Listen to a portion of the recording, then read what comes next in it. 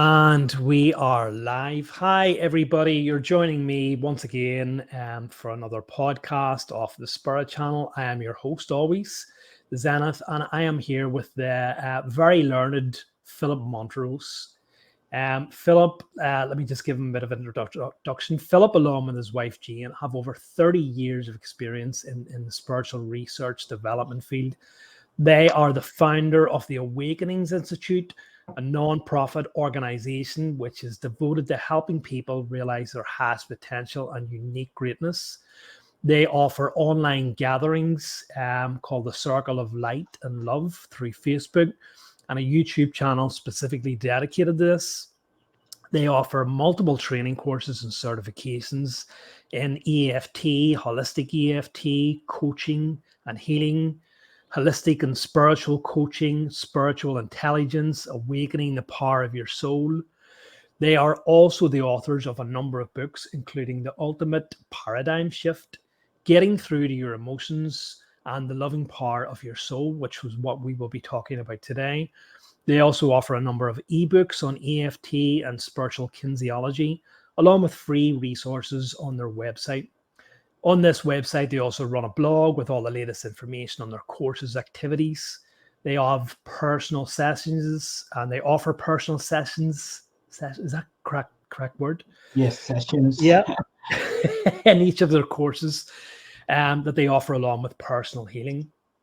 They also offer an ordination program to become a certified holistic minister, along with the chance to obtain a holistic degree.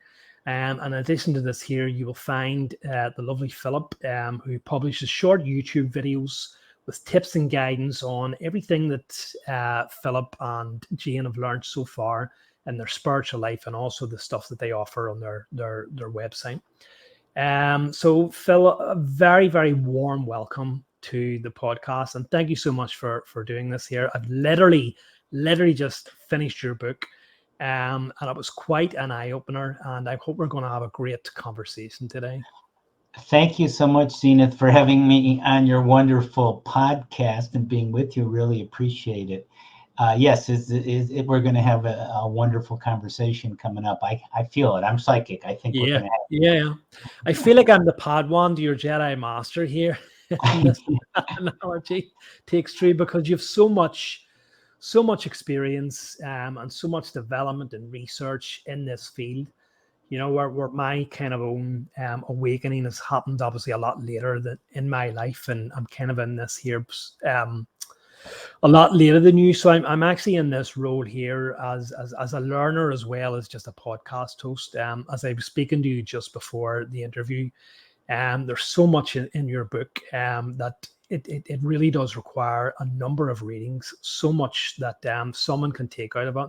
And we're going to get into some of that today, along with hopefully some of the other things that you can do.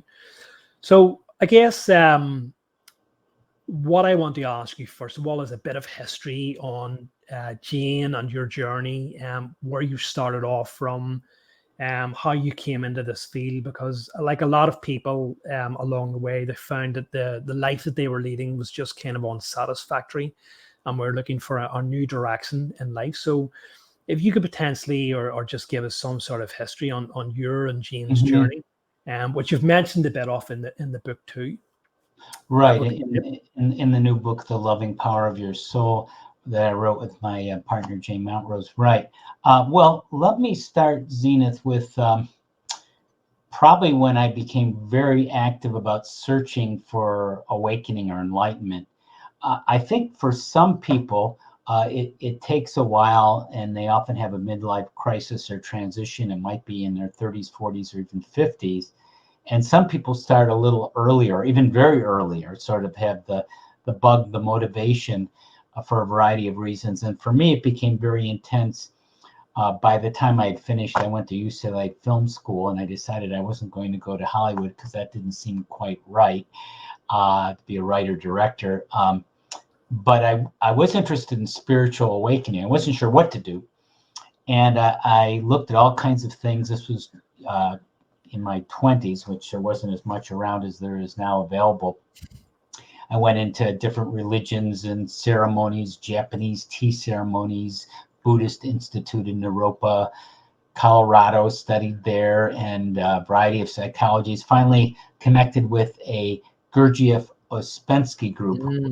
People know who that is, but some people that just sounds like gibberish. But those were well-known sages from the last century, and they had a spiritual awakening, developmental schools that they had a legacy that people adopted. And I found one of those schools in California, and it wasn't quite right, but it was the closest thing. And generally, Zenith, a lot of people have this place, and it's part of the spiritual stages that we've come to recognize and write about, is that you kind of submit yourself to a teacher or a guru, and that can be useful up to a point. And when we joined this spiritual group organization, I did it alone. I met Jane, my wife, in the organization. One of the things that struck me, and this was kind of interesting, I wondered about this. It's kind of like when you find something you think this is really good and this will be a wonderful learning, but for certain groups and organizations and religions, it's like you don't graduate, which I kind of wondered. That kind of struck me in the back of my mind. Why isn't this something that I would learn and then go on to the next thing? Or no, it's kind of like you found it. And then I realized I was in the paradigm trap, almost, I would say it, or the common pattern that many of us find on earth for a variety of reasons, is you are the chosen one. You're in this group. I grew up Jewish, I was chosen there. You might be Christian, you're chosen. You're in this group, you're chosen. You are the ones, you have the truth. And other people do not. And this doesn't make any sense, of course. It didn't make any sense to me, although it's very easy and believable. And if you're programmed it and told it enough, and it's sounds like a good thing because you're in and the others are out, you might just believe it. I never really did for myself, although I can understand if people do. But anyways, there was a lot of truth and wisdom in this group, Zenith. And we learned a lot of things about body types and emotional intelligence and all kinds of things that we're still using and teaching and are often hard to find today. So I'm really glad I found out. But at a certain point, as I said, I met my wife, what will be my wife and partner, Jane Mountrose, there, and we teamed up together, got married. We realized that the charismatic leader of the spiritual organization, he had the truth. It came on down high to him, and then he would translate it to us. Does that sound like a familiar pattern? Have you ever heard? That does. Oh, no, not that one again. Yes, that one. Okay. So he was the one. And then at a certain point, we're wondering, well, if he can get access to, source, oneness, God, universal intelligence, whatever you want to call it, why can't we? And that's kind of an awakening question. And when you go in that pursuit, you start to transcend those ties that bind you, the groups that bind you. And we left that group. As slow learners, I think. Sometimes I think I'm slow learners. It took us quite a few years to kind of, but of course you're connected with it. We lived on a farm, a vineyard in Northern California, and you have all your friends and your whole life is oriented. So it's not as easy to leave it as you might think in some cases too. Right? So you're kind of leaving everything behind. And then you're shunned and you're banned when you leave. The people who were real close to you and were going to be with you forever while you're in the group are now you're damned, or you're going to hell.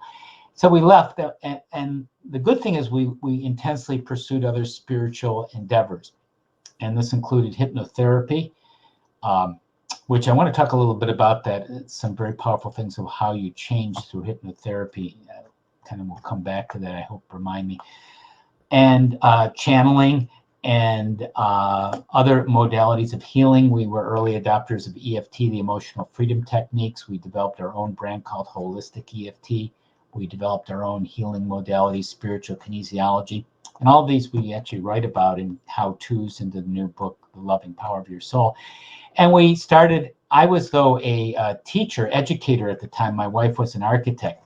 As supporting ourselves, and that was okay. It was for a while, and then my wife really started burning out, became ill, chronically fatigued, and had to stop working.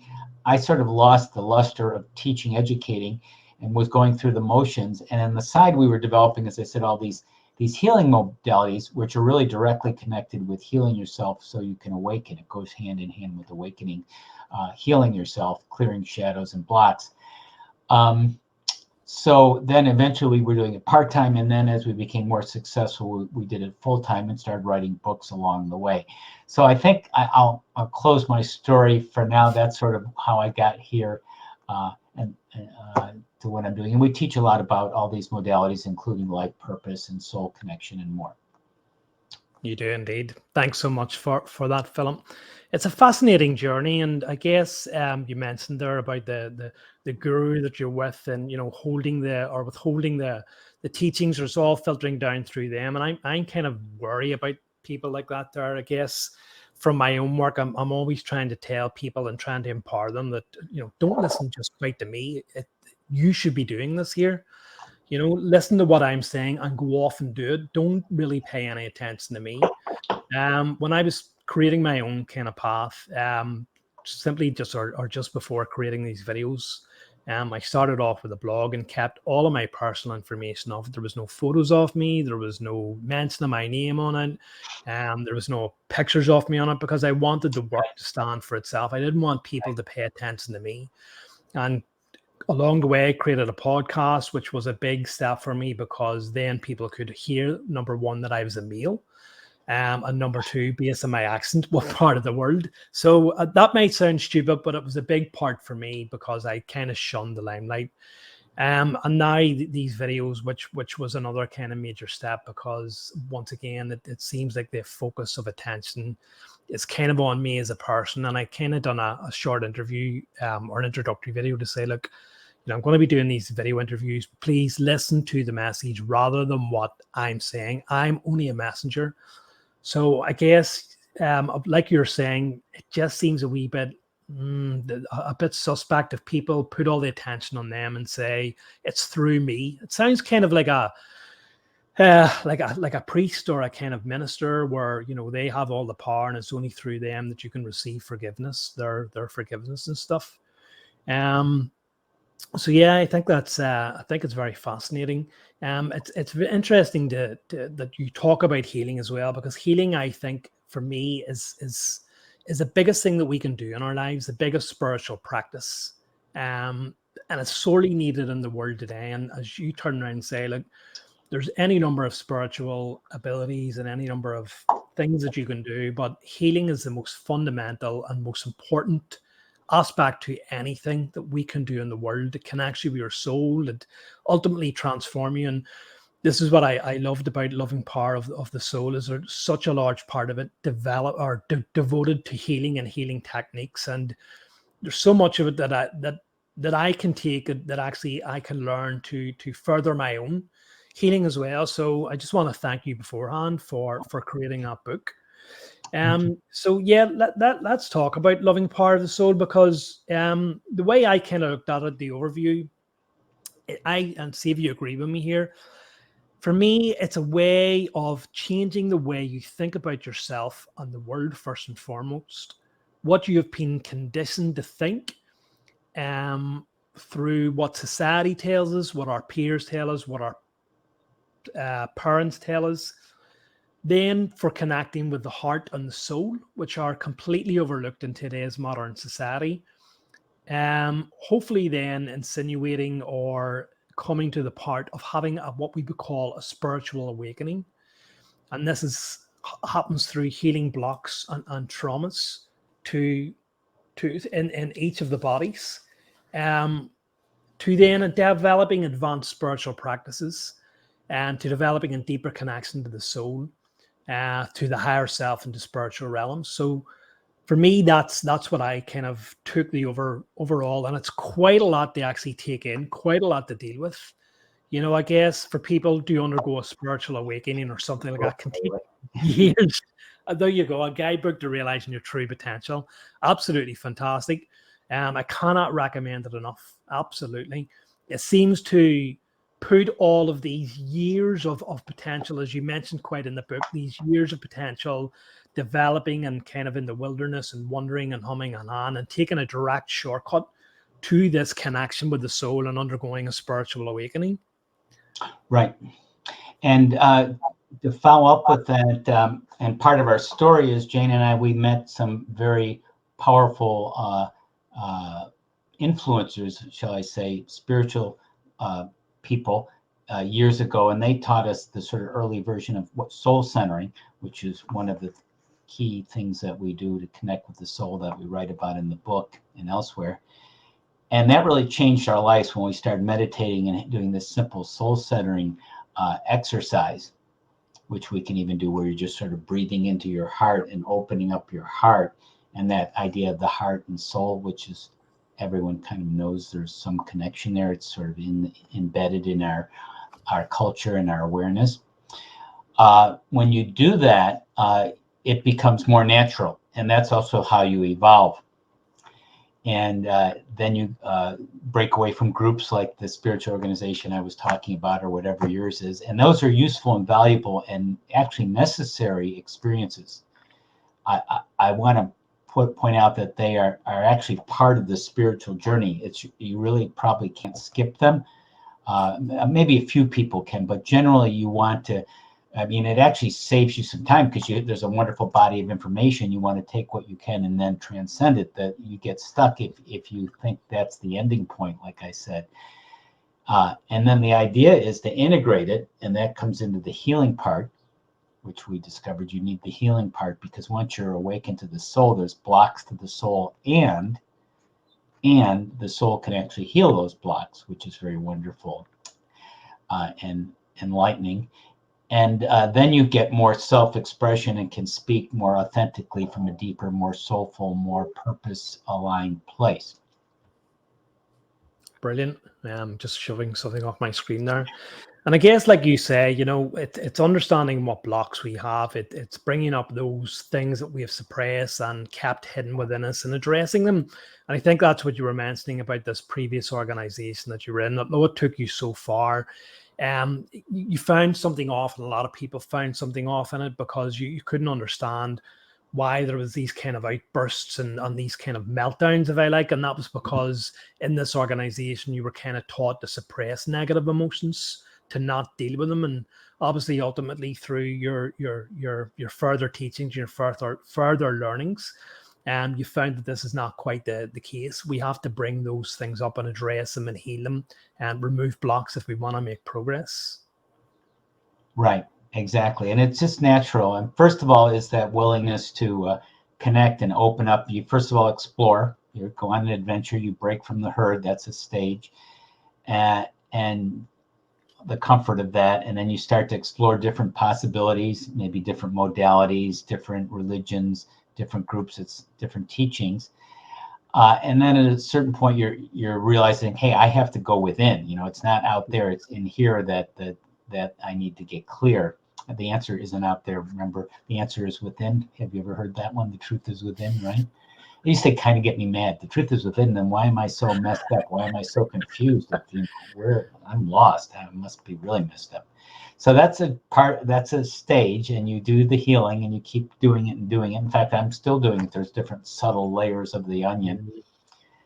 And you get more of your authentic self, your expression to come through. And when you were talking about earlier, reminding when we first started doing this work, which our website was getting through, thru.org. The website started in 1997, so it's a very extensive website.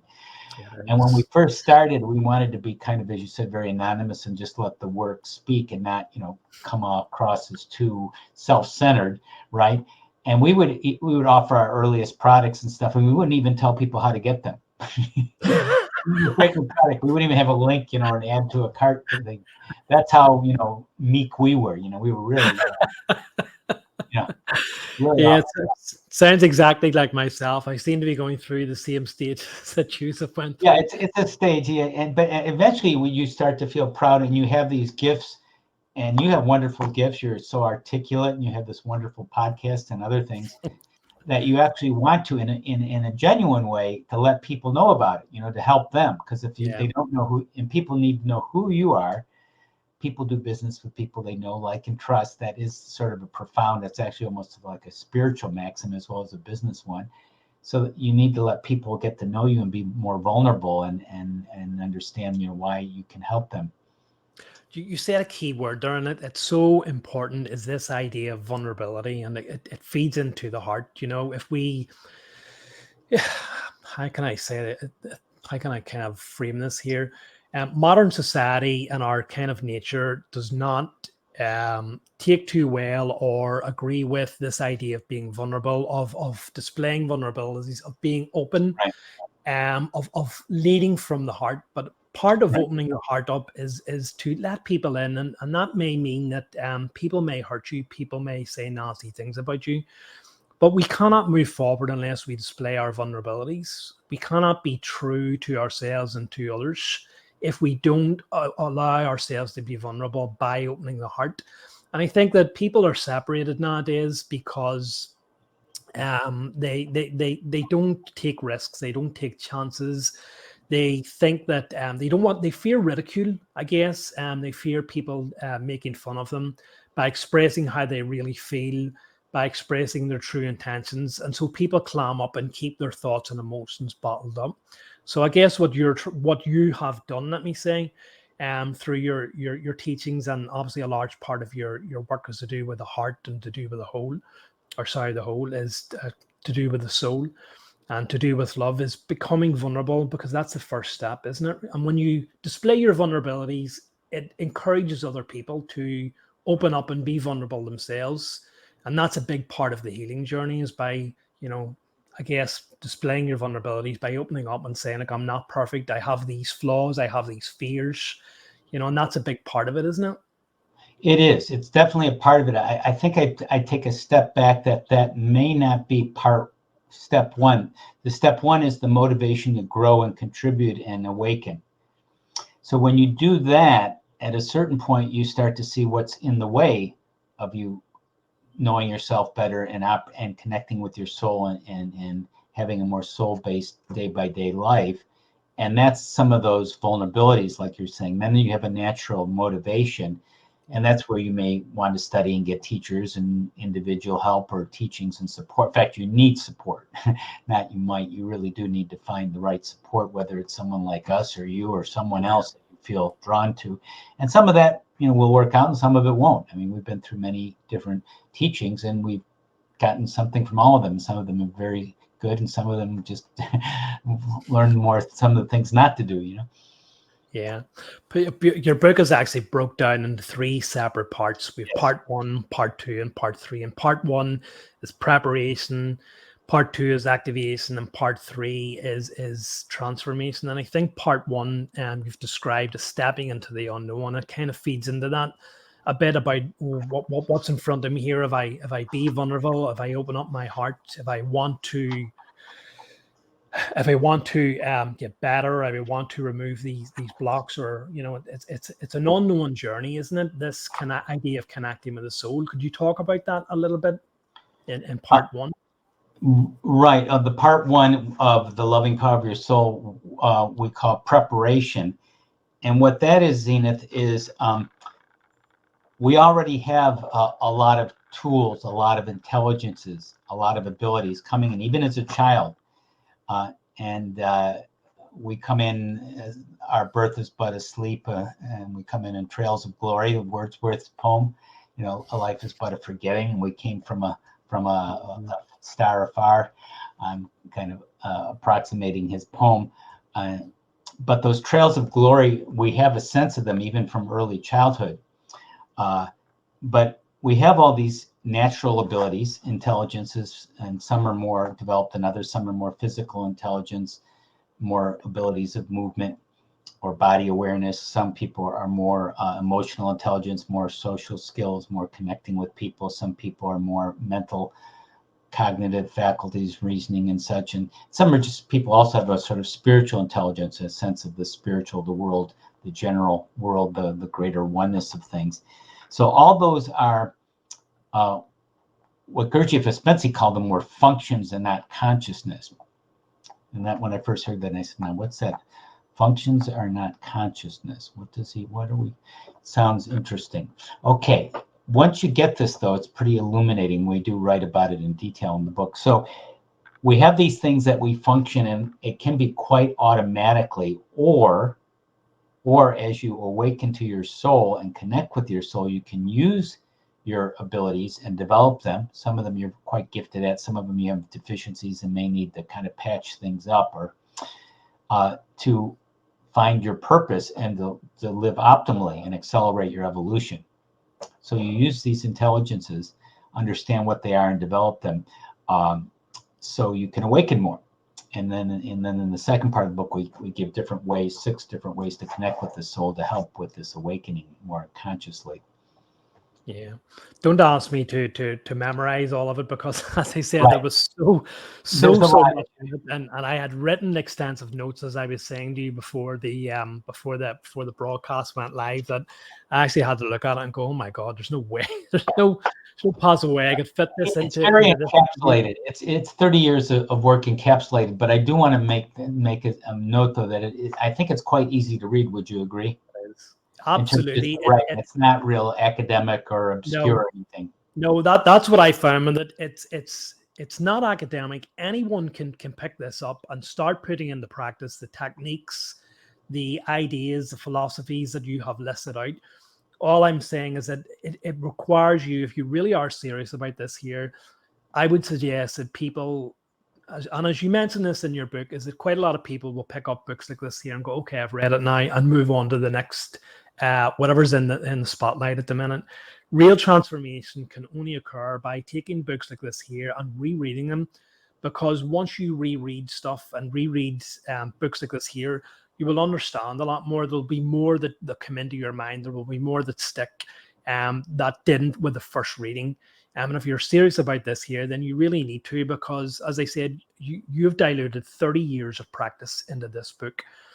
A lot of people, and I guess you'll agree with me, the most kind of common perception of spiritual awakenings and spiritual developments is that they take a lifetime to occur. And that's what I said at the beginning of this interview. This book seems to encapsulate the quickest and closest idea that you could have to diluting that lifetime of experience into one book. So for anyone who is serious about this here, it would require multiple reads, because you're just going to get more and more out of it. You know, learning more and more about yourself, deepening the techniques and stuff like that. There's so much to talk about. It really was. There's a couple ways of looking at this, and if what for the dedicated, really avid seeker, or the person who really wants to go deep into soul centering and soul connection and transformation and purpose, they may want to read it very carefully and more than once. Yes, I would agree. For other people, they may want it as an introduction or to pick and choose, because there are a lot of just clear explanations about multiple intelligences: physical, emotional, mental, spiritual intelligences. There's a lot about mindfulness and how it relates to soulfulness and meditation. Then there's this specific 6 different really easy to do techniques to connect consciously with the soul. And then the third part is about the healing, the holistic EFT or spiritual kinesiology. So they could pick and choose and kind of go at it and maybe come back to it too, just to get a really wonderful broad overview. I mean, if you were just starting off and say, hey, I just want to get a kind of a sense of the big picture, you know, what's the landscape, what are the possibilities, this would be a good introduction. And then for the really avid seeker who wants to go deep, they'd really want to study it closely. Yeah, absolutely. And I guess what I would say about the loving power of the soul as well is it's not just, as you mentioned, it's not just for people who are starting out in their journey. It can also help people like me who are fairly well into their journey, who have quite a lot of these techniques and understand quite a lot of it. There's still a lot in that book that I can go, well, I can deepen my practices through understanding of this here. Okay, but I quite wasn't aware of that there. Even my healing and stuff, and even the healing that I kind of practice on a fairly regular basis. Perhaps maybe outside of the church that perhaps I do it, but my own personal healing, I can take these techniques that you're speaking about, and bringing people through their problems, getting them to feel their emotions and where they're feeling it, in order to help them, and instead of just applying healing. I think, as you were mentioning before, and is that although we're in these great organizations, if we're kind of serious about really getting to the zenith, if I say, about our journey, we kind of realize sometimes the limitations of some of these places and organizations. And I think for me, who really wants to develop the channeled healing that I offer in order to help people understand how to heal themselves, Right. I need to take from other people, and especially from techniques that I've offered in your book, which ultimately allow people to help themselves. And so I think that's a great part of your book. Oh, definitely. That is the core of our teachings, to help people to help themselves, to help people to know themselves, know thyself. Yeah. The ancient maxim. Yeah.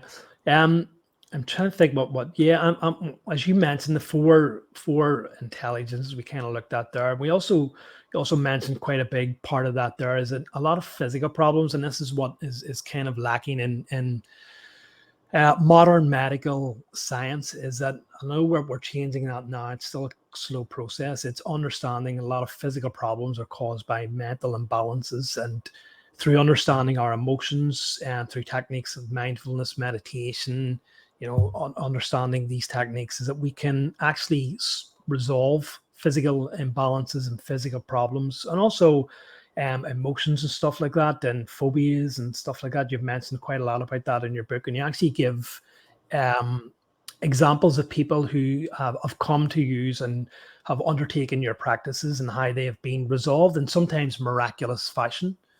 Yes, let me give another one. There's many of them in the book I keep helping people and having these amazing results, and it feels like it just is coming through me.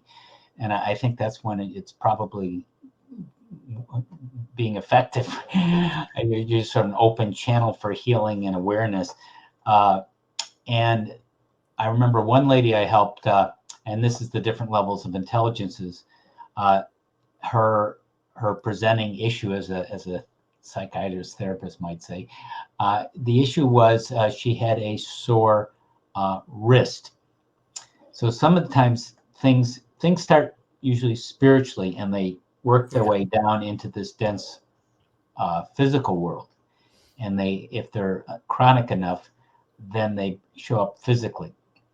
And there are genetic things, which also has usually a spiritual component too, but beyond all of it. But anyways, going back to the story, the lady had a sore wrist. I was helping her.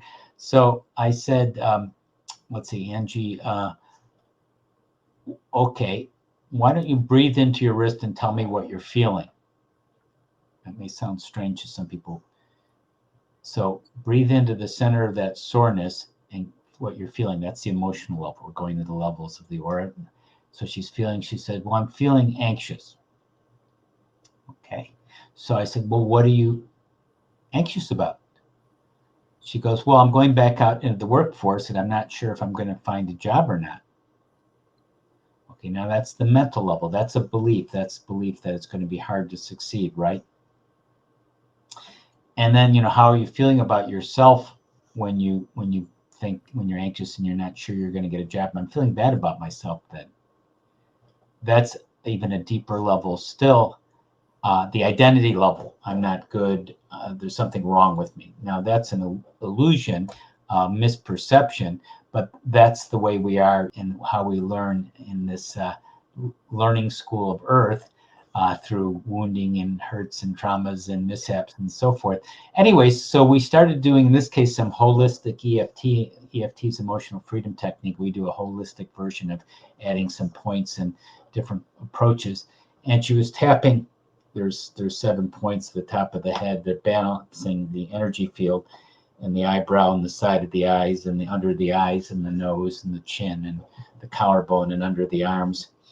And breathing. And then we do a reset process where you tap across the top of your head, integrating your left and right brain and breathing and tapping across your heart and breathing. And we did, I might have only been 1 or 2 rounds. And then I asked Angie, how are you feeling? What's it like now? Just let's reassess, in other words. I'm feeling fine now. How does it feel? Are you feeling anxious? No. How do you feel about going out in the workforce? I think it's going to be fine. Really. How's your wrist, by the way? It's not sore anymore. So is it always that easy? No. Does it always work? Sometimes we've helped people with cancer, sometimes not, doing these things. And there may be more to learn, or maybe so dense or genetic or part of kind of your life plan, that's all factoring in. But so these kind of stories happen all the time. And I'm still, doing it 30 years. I'm still like, wow, what, really? That quickly? Okay, great. And I guess what I really enjoyed about that is that when people come for healing, they think that, especially for the likes of me, whatever people consider me to be a healer, but I'm almost a pains to say to them, look, you're healing yourself really at the end of the day. I'm just being a channel for that healing energy. And what I do is slightly different from you. But as I said, I'd love to integrate some of the things that you do into my own practices. But as much as I can, I tell people, look, you need to give yourself permission to heal yourself. Ultimately, you're the one who's healing yourself, healing the blockages. It's not me. I don't have any power. But it's this idea of, as you turn around and said, that the people, or sorry, what I wanted to actually say there is that although the people need to heal themselves is because sometimes it's within their life plan. And only they can change their own life plan, by understanding what they've come up against or what they've brought into the incarnation, and once they realize what it is that's been holding themselves back, then they can change their life plan and change what was holding them back. So most of the time, if not all of the time, I'm not actually doing anything. I'm just facilitating them to get into that kind of state where they give themselves permission to heal, and for you take it a step further. You're explaining to them and what it is that's holding them back. Whereabouts do you feel these emotions? There was an example in your book about someone who came with a phobia of flying, and they asked them, like, on a scale of 1 to 10, what's your fear? And I think they said 15. Yeah, right. They sometimes say things like that. Yeah, and it was just through one or potentially two simple sessions with, I think it may be an apex healing, that person completely found their fear of flying completely gone. Fine. Right. Yeah, so it's just so simple what it is. It's not this kind of, what I'm trying to get at is, it's not this kind of mystical power that we're like Jesus themselves. It's the examples that you offer in this book are just so simple. They're 1 or 2 sessions, 5-10 minutes, and it can really transform people's lives. And I think that's what's fantastic about it. It can help with, you reminded me about post-traumatic stress, and there's been a lot of documentation, actually studies of EFT, especially for helping people like veterans with post-traumatic stress, and I've helped people with that as well. And part of all healing and coaching really is reframing. There's a term for reframing many people probably know. So if you see something from a different perspective, it's completely different. And that's very powerful in terms of your approach, your perspective, your attitude, your well-being. Yeah. Can we talk a little bit then about some of the things, the techniques in your book? I guess I'm not quite too sure what point or what part of they're in, but I think the first part is maybe awakening to your soul and soul centering. I think this is a fundamental part of it. And I think that the technique that I remember out of it is just so simple. It's putting your hand on your heart and breathing in that loving white light so that you reconnect with that soul. And it sounds so simple. Yes. And it should be so simple because all of these techniques are natural. We're reconnecting with what is natural. It does not require you to have a university degree or brains to burn or complex mathematical equations. They are natural at birth, right? And what you're doing is bringing forth things. And I guess, as you mentioned in your book there, we kind of overlook things of, well, it just couldn't be that simple. Surely it couldn't be, but they really are. They are designed for everyone and anyone in this world, because what we're doing is reconnecting with what is our birthright and our simple techniques. It's the world around us that has made things so complicated. Well said. Yeah, we're reconnecting. We're awakening. What does that mean? Awakening. That means if we're awakening, that means we're not awake. That means we're asleep or not paying attention.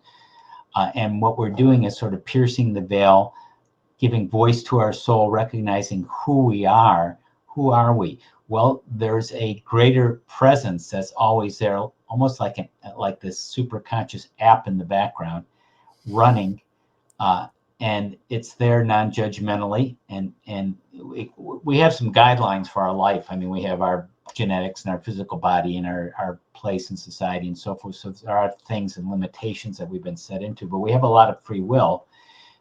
But there's sort of general guidelines and things that are important markers for us, and we can do whatever we want with them, with our life plan. And the soul can, if we consciously awaken, can help us optimize this life and doing these little simple procedures where you become intimate with your soul. Some people do it through mindfulness and meditation, and awaken to it. You know the energy, the presence. And something, Zenith, that a lot of people don't understand is they think something connecting with the soul is a rare event. And it's generally, and people are aware that it's connected with beauty, which it is, and tragedy or times of great crisis or intensity. So yes, when you see a beautiful sunset or sunrise, you do feel present and connected to oneness and everything, i.e. soulfulness. And that is actually a way of being present and going into nature. That's one of the ways of doing it, by the way. And or some intense tragedy, and you always remember that. It's like something that's seared into your memory that you're always aware of, that you had a great challenge. Yet you don't have to wait for the great beauty or the great tragedy to occur. You can do it right this moment, listening to us, watching us. And this little process, if maybe we should do it, to just experience it, of being more soulfully centered in this moment. Yeah, that would be great. Let's do it. So it's really simple. And if people can, if they're in a place where they can close their eyes, that might be useful, because that slows down your brain waves and opens you up to your heart energy. And you're breathing in calming, clearing breaths, right? Exhaling, letting go what you no longer need. As you breathe in these beautiful, calm, clearing breaths, you let wonderful waves of relaxation go through your whole body. And you can relax more and more as much as you'd like. Feel free to let go of everything from your head, your shoulders, your midsection, legs, knees, and feet. Everything just relaxes at ease. And you take on more of your own energy as you breathe in, and you release anything that's not yours as you exhale. And as you're breathing more and more of this pure, clear energy, you're beginning to gather energy around your heart. If you want, you can put your hand on your heart, just opening your heart. And as you open your heart more to its loving energy, you can connect with more acceptance, more expansion, more peace and relaxation. And that is that soulful energy. And that soul may be a sense. An image might come to mind, maybe a sound, maybe even a message is coming from your soul. And as you just kind of sit there, and whatever it is, and it may be in process, you can open further by opening above your head. Just imagine an opening that you can open consciously to the whole universe, to oneness. Your higher self opens up, connects with oneness, God, divine intelligence, infinite awareness, and you have that connection now more consciously as you bring it into your whole body and being.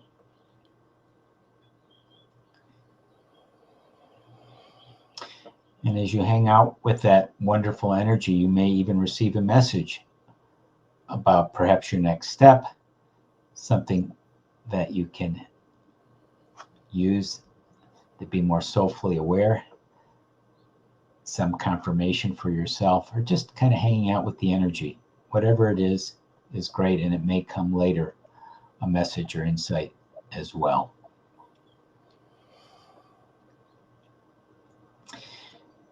And as you stay with this energy, as we're closing the meditation, know that it's there for you at all times and every moment, and you can carry it through the rest of this interview and throughout the day.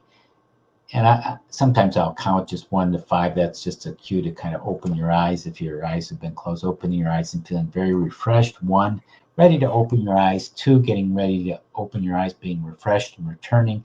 3, using your insights and awareness. And 4, knowing you can connect with your soul at any time, at any moment. It's there lovingly supporting you. And 5, opening your eyes, back in the moment, grounded, feet on the floor, feet on the ground, knowing that you have a wonderful journey and purpose before you. Not a good idea when you're the host of this podcast, because just that simple technique, and I am a very kind of deep meditator and have so many experiences, but just even that quick 60 seconds or however long it was, is just that connection. And it's hard for me to come back from that. I really had to bring myself back. Perhaps do it if you're not a podcast host, but for anyone who's doing this, just repeat them simple steps. Maybe you didn't get it first time around, just keep on repeating it. And it's as simple as that. It really is as simple as that. And that's what is the beauty about this. Oftentimes I will kind of say, I don't have time for meditation, even if it's 10 minutes and it's this kind of idea. Well, I can't relax enough. I can't get myself out of that mindful state where all this thing. But just even that 60-second technique is just such a simple and clear, direct way of connecting with your soul and connecting with source. And just visualizations, as you say, just imagining whatever's there, letting whatever images or messages come in there. My message was just pure simple, was just increase that love, let that love go forth, just let that love come out. And I actually just wanted to open my eyes and tell you we're just very much loved Philip, if you didn't already know it. It's such a beautiful, beautiful technique. Thank you very much for demonstrating that. You're welcome. I love that message. Let the love go forth. That's beautiful. Yeah, it is. I got very emotional doing that. I really did. And some people will get very simple messages. A lot of times it's just simply like you're okay or relax. It can be that simple. But from a higher perspective, the reframe, it's different from someone just saying, hey, relax, it's okay. I mean, that might be useful, but it's quite profound. And as you do it more, and we have a long version written out in the new book, The Loving Power of Your Soul, and a short version, after a while, it's very easy to do it quite quickly. And then you're doing it more day to day, moment to moment. And then it's part of that spiritual evolution as you get more connected with the soul, as we said. Then you start to open up, embrace yourself, heal your vulnerabilities, and find your voice and your expression and your impact and your purpose in the world. Yeah, I'm just trying to bring myself back to this. Coming all the way back, feet on the ground. Take a glass of water. Yeah, as I said, these experiences, and when I'm doing these deep meditations, and when I'm in my spiritual practices and practicing with connecting with that. See, this is what I loved about it, because these are techniques and philosophies that I would use when I'm preparing for my spiritual practices, whether that's trance or channeling, I think it's called, in the other side of the pond, or even when I'm trying to connect with my healing guides, is I kind of go very deep, and it does take me a bit of time to come back round. Sure. So just even feeling those energies in just that short space of time is really amazing. Great. Now, I just want to make a note in case someone was listening. Some people may have challenges with that particular technique, and that's why we have 5 other ones too that they might want alternatives in the book. But sometimes the reason, Zenith, that people have challenges is when you may be too stressed to relax, because it does take a certain, sometimes you're too stressed out. And that's where the EFT, just tapping those pressure points in EFT can calm you down, or breathing, or going out in nature, walking, so you're more receptive and calm. Yeah. Or it may this may not be your particular technique, or you may need to just practice it a little more, and it'll become much more familiar and comfortable to you. Yeah, what I like is that all of your techniques are complementary toward each other. You can start on one. If you can't get this, as you mentioned, you can start on EFT. You can start on getting yourself into nature, or bringing that nature connection with oneness nature, as you mentioned in the book, and then move on to this here, to relax and to get rid of that kind of stressful and all that noise and junk that goes into our head. So that it really is so complementary. I guess the next thing we should talk about is rising from the mountaintop, or rising to the mountaintop from the mud. And I can understand this quite a lot, because I talk about, being in the ditch or being in the mud and freeing yourself from that. And it's breaking free, as you say, from the herd and ascending to the mountaintop. And a mountaintop is kind of, when we look at all of these kind of spiritual gurus and spiritual practices, that they're all kind of isolated from society. They're all kind of at a mountaintop, and it's that wider perspective of the whole world.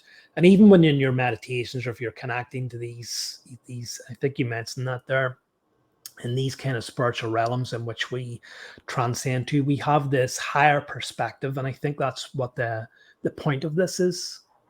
Right. So the mud to mountaintop, which is another soul centering process we write about, like the first one we just did, the soul centering, just to kind of review this one, because I know we spent a little time on that last one, but just to give the listeners a gist of it, is you take your issue and imagine or sense it as being in the mud, which sort of feels like when we're stressed, we're fear, doubt, confused, pain, etc.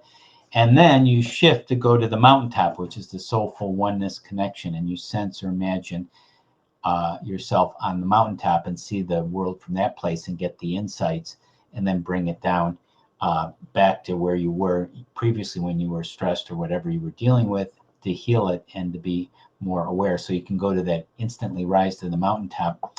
I was helping someone recently, and the issue what was putting them in the mire was some financial insecurity, which a lot of people can relate to. And so he was worried. He was transitioning into a new career, wasn't sure if it was going to work, and it seemed to be, but had concerns. And then when he went to the mountaintop, everything brightened up. He was light. He was free. He realized that he was in the right place. He was doing the right thing, and it was going to work out. In a grounded way, in a practical way, not in a airy-fairy denial way, but just a, and then putting that back down to where he was, he felt assured. Because, if you're doing everything you can and you're following your heart and soul, our experience is it's going to work out one way or the other. So you're doing the best you can, and most worries never are imaginary. As Mark Twain said, I've worried about most of the things throughout my life, and almost none of them have ever occurred. And I guess sort of furthering on from that, there is, we have kind of more advanced techniques, if you could call it that, because I talk a lot about this here, and it's kind of my goal is that, kind of more and more is this self-actualization and self-transcendence, and then opening to miracles then from that. Could you talk a little bit about that, this self-actualization, self-transcendence? For me, this is about bringing more of that higher energy, or that higher self, into this physical realm, and to opening yourself up to unlimited possibilities. Yes, and as probably some people are aware of those terms, self-actualization and self-transcendence, they came from Abraham Maslow, the therapist, the developmental psychologist, back quite a few years ago, and he has that pyramid, and those are the highest needs. There's sort of transcendent needs of self-actualization and self-transcendence. And part of where we're going is to become our best self. Actualizing ourselves and doing these processes will make you your best self, your best you. And living more on purpose in the moment will do that. And overlapping that is its self-transcendence, where you're living sort of through your body. Your life is almost living through you. You're in the world, but not of the world, and you're contributing. So that's a self-transcendence. So you're more and more going in that place, living that kind of life. They're sometimes called abundant needs rather than deficit needs, where you've kind of are overflowing with what you've met your basic needs, which are survival kind of needs, belonging needs, and are living in these more higher, creative, fulfilling needs to help really other people too, to be a vehicle, to be connecting and using your gifts and talents appropriately and enjoyably in the zone. Yeah, brilliant. And then we have, which I guess a lot of people would kind of frown at that there and don't believe is possible, but this idea of opening to miracles and miracles being coming into our lives, and having miracles, if despite what you may think or your own kind of ideas of what miracles are, they don't have to be anything on a grand scale like one of these Jesus or one of these ascended masters. They can be simply small things that you never expected to come true. And I guess from what you talk about and what I firmly believe is when our heart is in the right place, when our heart is open, when we're trying to bring more love in, we become awake and we become alive to the power of miracles. Miracles can't come into our lives. Right. So part of it is if you position yourself, what you're looking for, if you have the blinders on, if every day is the same, you're in a struggle, you're in a momentum, you're just trying to get by, and we've all been there, then you're going to miss the miracles that are right in front of you, that pass you by, much less look for them. I remember one time I asked myself, I was at a stoplight, and I said, I want a sign to see if I'm on the right path. I was sitting in my car at the stop sign, and I look around, and the sign said right next to me, the left, no exit. Like, don't go this way, no exit. Well, I guess I'm on the right way. So look for the synchronicities. They're there all around us. We just need to have eyes to see and ears to hear, as it's said biblically, I believe. And that's just such a brilliant conceptualization or understanding of what a miracle can be. It doesn't have to be this idea of, well, this person was blind and they walked. That truly is a miracle where you've just got that synchronicity. You've got that answer to your question, and I guess that's what miracles can be. So I guess I wanted to get that kind of clear for anyone who kind of miracles and right. Let me the way we define miracles, just because it's kind of a term that is bandied about a little, is it's exceeding your expectations or something wonderfully different being occurring. One of our healing techniques, we downloaded this sort of magical mantra, which we call the miracle reframe, and it goes, anything is possible and miracles are happening now. And you can use that with EFT tapping, or we have another healing modality, spiritual kinesiology, healing from the soul. You can say that affirmation, and it's quite powerful. What does that evoke for you when you hear her say that, Zenith? What's that, sorry? What does that evoke for you when you hear her say anything is possible and miracles are happening now? Well, it opens you up to any number of possibilities. It expands your mind. It lets you know that the world is not just limited to this physical reality. I guess that's the problem with these experiences. And, when we have to come back into this state, and then because we don't have that connection all of the time, we look out at the world around us, and it just seems to be a world of physical matter where miracles can't come in. But as you quite rightly say, and what quantum physics talks about and is understanding now, when we go down and into the subatoms and stuff like that, we find it's empty space, largely empty space. So we're actually living in a world of empty space. We think things are solid. We think that if we try to put our hand through a door, which we probably would, it's solid. But actually science even tells us it's not that. So miracles can affect our physical reality. And this can be done through the power of love. And it's opening up and expanding into that idea. It's about expanding that awareness for me. Let me just give you one quick story. Yes. When we were doing sort of card readings at a development school, and I'd plucked a card that said miracles. And the guy who was reading my card gave me these things about miracles, and you're going to perform miracles. And I thought, well, maybe it's more miracles going to come into my life. Fast forward a year or two later, and I went for this thing called a destiny retrieval, a soul retrieval with a shaman. About, you obviously know what it is, putting your best possible future into this here. And when I kind of came out of it, I was talking about the guy, and I'd mentioned him about this idea of miracles, and he just simply pointed to the top of his door behind me, and up there it said miracles can happen, and it just blew me away. It was kind of confirmation from that year ago of that. And that was just a kind of miracle to me too. So since then, kind of like you have wrote that down, miracles can happen, just to remind myself of that every day so that I don't become lost in what I see and perceive by the 5 physical senses. And I think when we do that there, we become alive, we become open to the possibility that miracles can come into our lives, and we will see miracles come into our lives where we think that something wasn't possible does become possible in our lives. Right. If you have open up to these infinite possibilities, then things way outside your radar imagination, as powerful as that is, can occur. If you're just in this very narrow focus and think it can only happen this way, then if it doesn't happen exactly as you preconceived it, you miss these miraculous possibilities.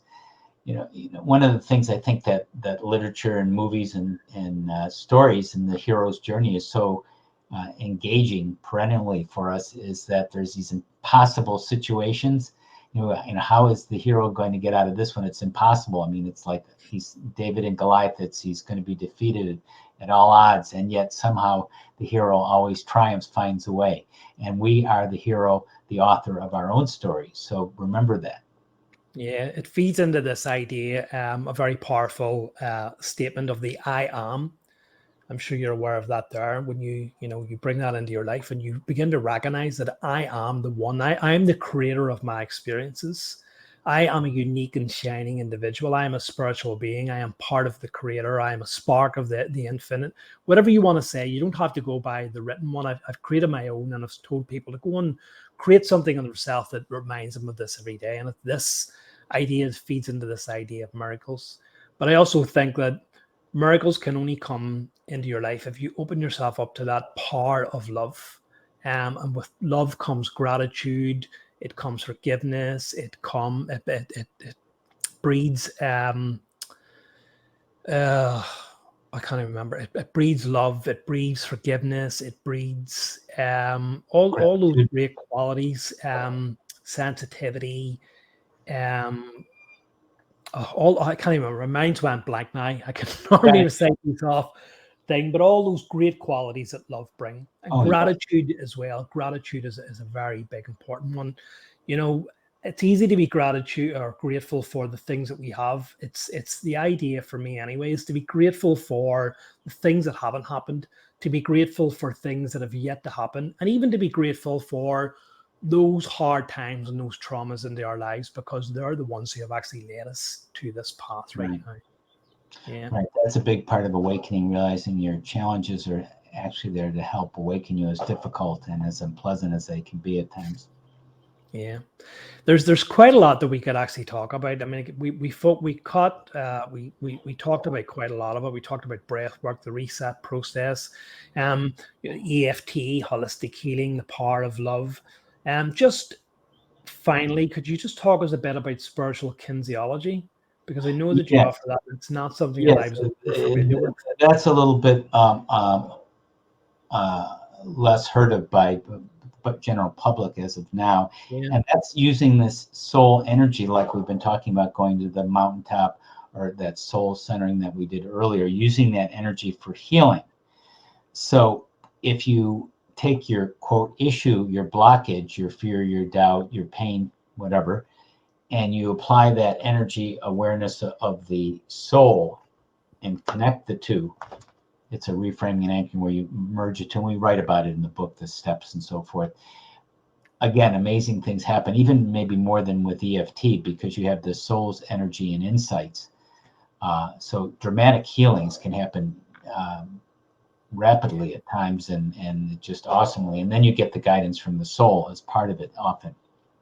Yeah, it's such a fascinating book, and so many different things that we could talk about, so many different techniques, so many even forms of healing, your apex healing, along with the traditional kind of healing that you do, the EFT, your holistic EFT, the reset process.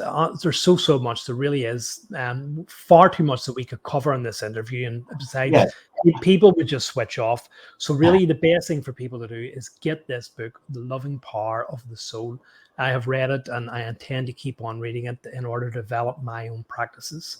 So, Philip, just before we go, can you tell us of future plans? Is there anything that you've got that you haven't quite done yet or you're planning to do? Not that you're not doing enough, because yeah. Well, I can mention a couple things. For a free gift for the listeners, we have a package, an excerpt from the new book, The Loving Power of Your Soul, and a holistic EFT video and some resources. It's a free download, a spiritual healing coaching kit, and you go to it. There's a tiny URL, a shortened URL, they're easy to remember, tinyurl.com/spiritual-kit, tinyurl.com/spiritual-kit. And that's one. And if people would like to work with Jane and myself individually, we can discuss with them like a discovery session to see if it's a good fit. And they could go to tinyurl.com/heal-awake, tinyurl.com/heal-awake. And the last thing you said, what we're working on, we have a new course. I know it depends when people are watching this show. It's going to be unveiled in April on abundant living with angels, oracles, all right, okay, and more. And that's a new little 5-week mini course where we're teaching some of our newest discoveries with angelic EFT and more. And that's at tinyurl.com/abundant-living, tinyurl.com/abundant-living for the new, at this point, new course on abundant living with angels, oracles, and EFT. Sounds extremely interesting. Might be something I'm interested in myself. Yes. So besides that there, Philip, where can people reach you if they want to take advantage of your courses, if they want to connect with you and Jane, a website, somewhere that you can go to, even if they want to become our student? Yeah, the other little URLs, the tiny URLs, actually are shortened URLs for our website, and our website is gettingthru.org, gettingthru.org. But they might want to start with that free spiritual kit, the one that's the tinyurl.com/spiritual-kit, which is actually at our gettingthru.org website. Brilliant. Absolutely fantastic. And I'll include all of the links because, as I said at the beginning of this here, you have 2 different YouTube channels, and even on them YouTube channels, you do like 5-10 minute videos of just great tips and techniques, which people can kind of tune into, especially if people are very busy and don't have the time. Maybe they can do it at their break and work or on their way to work, whatever. Just tune into one of these videos each day, and it sets the tone and the intention and something they can think about each day. As I said, I've watched a number of them myself, and I intend to watch as many as I can. So can you leave us in with one kind of messages or one kind of philosophy that you've kind of learned in your journey that you can be maybe not summed up, but since you've crammed 30 years of experience into one book, maybe you can leave us with one kind of key message that people can take away with from this broadcast?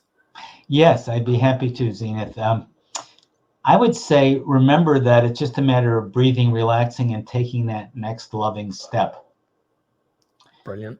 You can only go one step at a time. And when you narrow it down to that, you're more in the moment and things make a lot more sense and they're much more doable. Fantastic. As a wise man once said, a path is formed by laying one step at a time. And I think that's absolutely true. Philip Mountrose, thank you so much for doing this here. I have been your Padawan to your Jedi. I've learned so much from reading your book. I'll definitely keep in contact with you. And there's so much available on your website. It is just crazy. Trying to navigate it through all of these different courses, the ebooks, the tips, the tricks.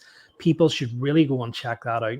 There's so much there, and through the short URL links that Philip offered there, and also take advantage of this great book, Awakening the Power of the Soul. It is absolutely amazing research. It is the quickest, most helpful technique that I have discovered to awakening and reconnecting with your soul, to having a spiritual awakening, and to developing that, to removing blocks and accessing those higher dimensions.